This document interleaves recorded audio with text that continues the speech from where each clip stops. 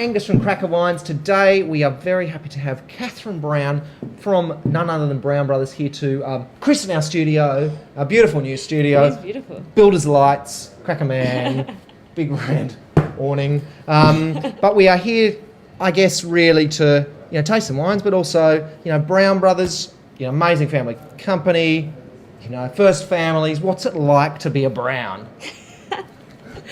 Well, I haven't been anything else. Well, that's all right. You don't know. It's great. I came back and started working for the business about 2 years ago. Yep. We have a family policy about working outside the business for 4 years. Perfect. So I got to see what the rest of the world was like first.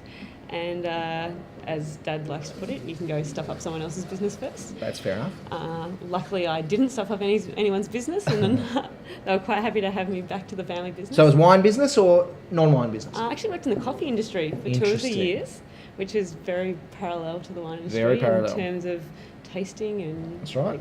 Just a product that you can get very passionate about. It is indeed. And then went back to the wine industry. Cool. And sort of worked for a distributor for a while. Yeah. So. And now you are studying winemaking. I am. I've got this little obsession with the science behind it, and awesome. After a little bit of fun time in France, I decided that I should probably learn how to do it properly. I think probably anyone has time at Bollinger. I think they probably want to make sparkling wine. And so today we have 2 of your sparkling wines. We have Prosecco and your non-vintage Pinot Chardonnay, Pinot Meunier. Now, why Prosecco? Prosecco is just so well suited to the vineyard sites that we have in the King Valley. It's very those sites there are very similar to Prosecco's home in Italy. Yep. And it's just.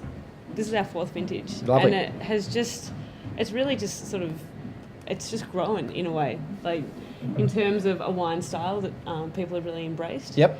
And in terms of sort of growing on us as well as sort of the winemakers, that we're really passionate about this product. And Prosecco, it just sounds so classy, doesn't it? It doesn't sound like, it sounds like champagne. It's like you get the joy of champagne without the pain of price, I would suggest. Yeah, and it's such a versatile product as well that the Italians do tell me that they have it for breakfast, which I like the idea of. But it's a fantastic aperitif, but it's also a fantastic food matcher as well. Exactly, and it's juicy, it's fresh, it's relatively dry, aperitif style, like a good champagne, Blanc de Blanc or something like that. Prosecco always has this really light colour.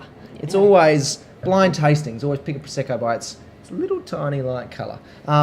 So 3 vintages. This is 2010. How much? What's it's 2011. 2011, I should say. What's the price? How much you want to sell a bottle of Prosecco for? It's around $20. $20. So. Okay, so quality, obviously at the quality end of the scale, and vintage style, black label, food match. Oysters. For me? If anyone says oysters here, we give them 2 claps. We love maybe 3 claps. We love a bit of oyster action. Now, the next wine is obviously the Pinot Noir Chardonnay. Now, just wait 1 second.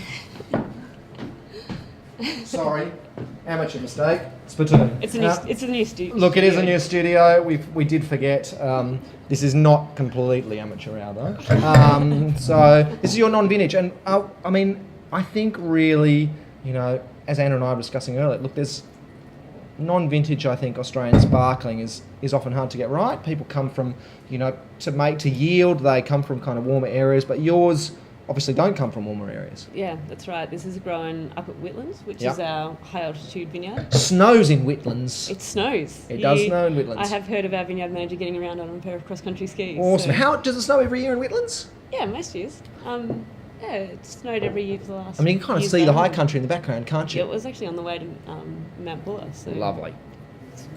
And I guess the thing is, most if you're talking about $20 Australian sparkling, often they are wines. They're not made in the traditional method, the champagne method, but this particular wine is. This is actually, as much as the Champenois don't like us saying, this is 100% method Champenois. Lovely. In terms that it's whole bunch pressed, or picked, and pressed, and it spends 18 months on lees. Awesome. So, put a lot of work into this little baby. And that lees time, you get the yeast doing their work, and then they die and they break up and they make it taste a bit Vegemite, which I think is, that bottle age character is really the sign of a good sparkling wine. Yeah.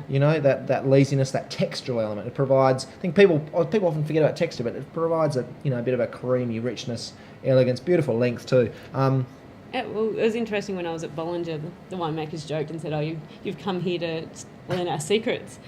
And I sort of joked around and said, "Oh, I think we're doing an all right job in Australia." And of course, the French didn't want to hear that. No. So I got a few bottles sent over. Awesome. And cracked a bottle open and just blew them away. Awesome. They could not believe that we're actually making quality sparkling wine here. Yeah, I think the Frenchies always think theirs are better.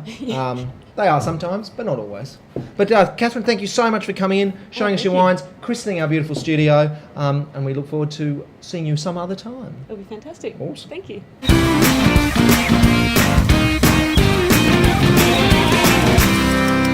Cracka!